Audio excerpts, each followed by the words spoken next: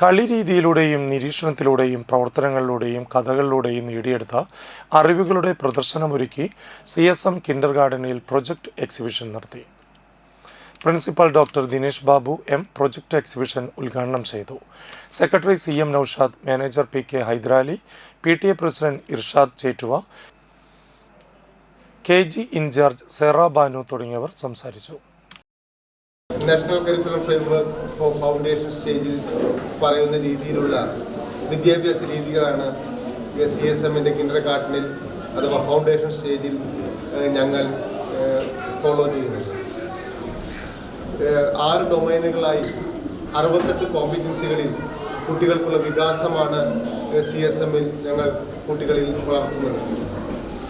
പരമ്പരാഗത ശൈലിയിൽ നിന്ന് മാറി കളികളിലൂടെയും കഥകളിലൂടെയും സംഭാഷണങ്ങളിലൂടെയും നിരീക്ഷണങ്ങളിലൂടെയാണ് കുട്ടികൾ ഓരോ കോമ്പറ്റൻസിയും ഇവിടെ ആർജിക്കുന്നത്.